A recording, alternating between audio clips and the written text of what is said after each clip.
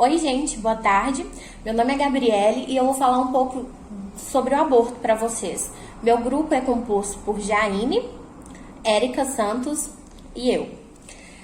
Então, o aborto é quando há uma interrupção da gravidez antes do período perinatal. Esse período vai da 12ª semana de gestação até a primeira semana de vida do bebê.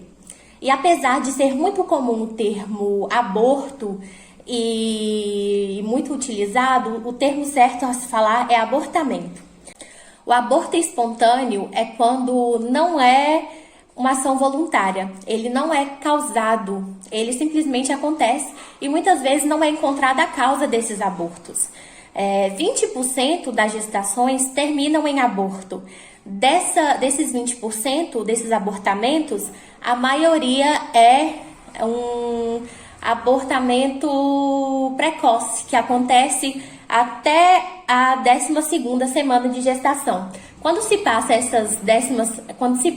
tipo 13ª semana, já é considerado um aborto tardio. Agora eu vou falar para vocês um pouquinho sobre a classificação do aborto. Então, o aborto ele pode apresentar diversas formas clínicas e para ele ser classificado vai depender dos sintomas, dos sinais clínicos e de exames. Então, vou começar a falar para vocês primeiramente sobre a ameaça de aborto. O que é a ameaça de aborto? A ameaça de aborto é quando começa a haver sangramentos, dores pequenas, mas o colo de útero ainda está fechado. O colo do útero ainda está fechado, então pode ser que haja uma reversão e a pessoa não sofra o aborto. O abortamento inevitável é quando o produto de concepção ele já está totalmente sem vida. Ele encontra totalmente sem vitalidade e ele é expulso pelo organismo. E aí já vai ter muita dor, muito sangramento. O abortamento completo é quando aí é uma eliminação completa do produto de concepção do útero. Não fica nada e aí sofre o aborto. O abortamento incompleto é quando parte do produto de concepção fica no útero e parte é eliminada.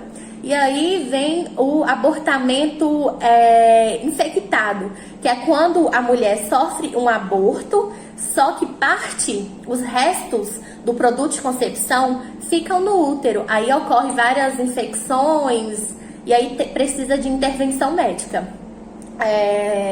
O abortamento retido é quando fica o produto de concepção inteiro na mulher por mais ou menos 30 dias. E o abortamento habitual, que é quando ocorre mais de três ou mais abortos consecutivos, abortos espontâneos consecutivos. Bom, sobre as causas dos abortos, são diversos os fatores que levam ao abortamento. Geralmente não encontram uma causa do porquê que houve o abortamento. Mas quando existe essa causa, na maioria das vezes, são pelas anomalias cromossômicas, decorrentes de problemas nos gametas, na fertilização ou no processo de divisão embrionária. Tem também as infecções, como a toxoplasmose e sífilis, as alterações uterinas e também os fatores imunológicos e endócrinos, como os rins e etc. Agora, eu vou passar a fala para a Jaine, que ela vai falar mais um pouco sobre esse assunto com vocês. Eu vou começar citando alguns fatores de risco que contribuem para um aborto. O primeiro deles é o fator idade, a idade avançada da mãe. Por exemplo, uma mulher de 45 anos tem a chance de ocorrer um aborto, pode chegar a 80%. Outro fator é o consumo de drogas lícitas ou ilícitas. Também os antecedentes de abortos espontâneos. O risco de um novo aborto aumenta após a ocorrência de outros. E também o excesso e o baixo peso da mulher pode ser um fator. E o outro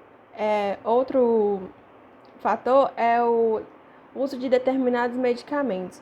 Por isso que a mulher deve informar o seu médico os medicamentos que ela utiliza, mesmo antes de engravidar. No Brasil, a realização do aborto só é permitida em 3 casos.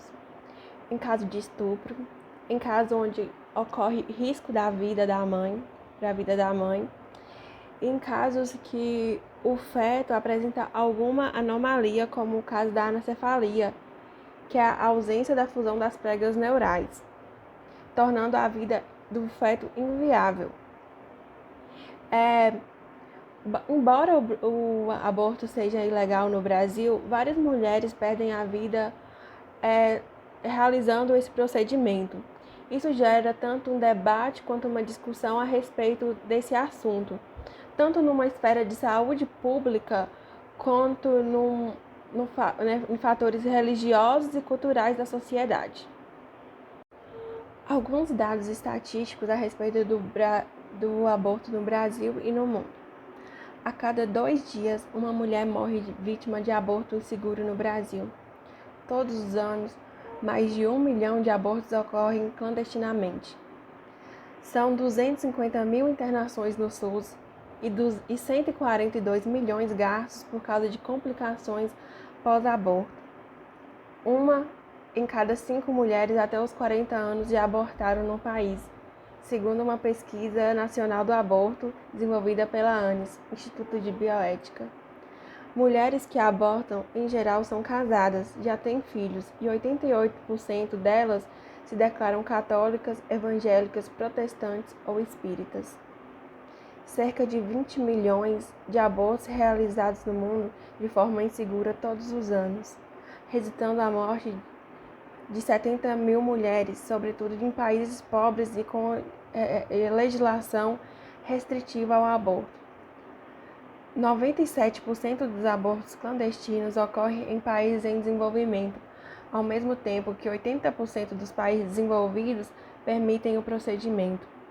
Uma pesquisa da Organização Mundial da Saúde e do Instituto Guttmacher nos Estados Unidos, publicada em 2016, demonstrou que países onde o aborto é proibido, o número de procedimentos não é menor do que em lugares onde é legalizado.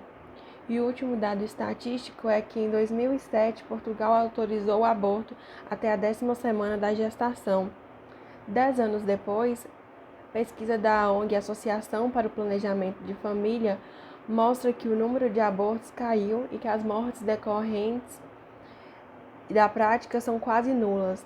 Na década de 1970, eram 100 mil abortos, sendo que 2% deles resultavam em morte, enquanto dados de 2008 mostram que o país registrou 18 mil abortos e hoje esse número está em queda constante. Dentre as situações analisadas pela bioética, o aborto foi um dos que mereceu mais destaque nos últimos tempos, tanto científico quanto na elaboração de políticas públicas a respeito. Mas não significa que ocorreu esses avanços. Ao contrário, ele é um exemplo da falta de diálogo que ainda ocorre em relação a esse tema. Por um lado, fica as pessoas que proíbem, e no meio desses dois extremos, desse intermediário, há quem não considera antiético a interrupção da gravidez num determinado período da gestação e por motivos determinados, como é o caso do Brasil, que coincide com o Código Penal de 1940, que é permitido por lei, que a grávida interrompa a gravidez até a 12ª semana, se for consequência de estupro ou acarretar risco de vida materno. No atual momento, sobre os pontos de vista ético, cultural, médico e jurídico, é impossível determinar quando um feto adquire personalidade. Isso faz com que a afirmação que o feto é uma pessoa e, portanto, matá-lo é moralmente errado tenha apenas sentido se houver a possibilidade de classificá-lo de maneira normativa, isto é, se for aceito que é portador de direitos morais, inclusive o direito à vida. Mas, conforme alguns autores, eles afirmam que, mesmo que os fetos não sejam considerados pessoas, eles ainda não têm significância e valor, já que são formados por material genético e têm potencial para se tornarem humanos. Agora, boa parte dos Grupos de defesa dos direitos das mulheres e dos demais defensores das autonomias, eles afirmam que as grávidas têm direito à privacidade e escolha sobre o seu próprio corpo, porque eles não consideram que o feto seja uma pessoa e tendem a desconsiderar os argumentos das pessoas que são pró o direito à vida de um feto. O capítulo do livro Iniciação à Bioética do Conselho Federal de Medicina de 1988 resume alguma situação de aborto em 4 grandes grupos. A primeira delas é interrupção eugênica da gestação. As ocorridas em nome de práticas eugênicas, isto é, por valores racistas, sexistas, étnicos, etc. Regra geral, a interrupção eugênica da gestação processa-se contra a vontade da gestante, sendo esta obrigada a abortar. Outra é a interrupção terapêutica da gestação, em nome da saúde materna. Nos dias atuais, em face do desenvolvimento científico e tecnológico na medicina, são raras as circunstâncias terapêuticas que exigem tal procedimento. Interrupção seletiva da gestação. Essa é devido a anomalias fetais, isto é, pela constatação de lesões fetais incompatíveis com a vida extrauterina, sendo o exemplo clássico da anencefalia. E o último, a interrupção voluntária da gestação, em virtude da autonomia reprodutiva da gestante ou do casal, seja ela fruto de estupro ou de relação consensual. Para fechar esse tema, é que um tema tão importante como esse, ele ainda é muito tratado sem consenso entre as partes que o debatem. E também é válido mencionar que, apesar de ele ser bastante conhecido, bastante difundido, o problema da moralidade do aborto é histórica e contextualmente localizado. Qualquer tentativa para solucioná-lo tem que levar em conta a diversidade cultural e moral das populações atingidas. E uma última coisinha para fechar esse tema, eu gostaria de indicar para quem se interessa sobre esse tema, que é o aborto, um documentário da Netflix que se chama Roe vs. Wade, o direito das mulheres nos Estados Unidos. Ele trata de entrevistas com pessoas a favor e contra o direito do aborto e revelam décadas de campanhas políticas para reverter o resultado do caso Roe vs. Wade. Esse caso, aconteceu na Suprema Corte, que ele que reconheceu o direito ao aborto ou interrupção voluntária da gravidez nos Estados Unidos. E com isso, nesse documentário, ele levanta tanto aspectos médicos, políticos e religiosos a respeito desse tema, e ele enfatiza várias vezes de como esse tema foi um aliado para a ascensão de alguns políticos, por exemplo, o ex-presidente Donald Trump, que apoiou esse tema para conseguir mais votos na eleição e que, consequentemente, ganhou. E também mostra o processo histórico de como foram criados várias restrições para dificultar o acesso às clínicas e aos médicos que realizam o procedimento do aborto.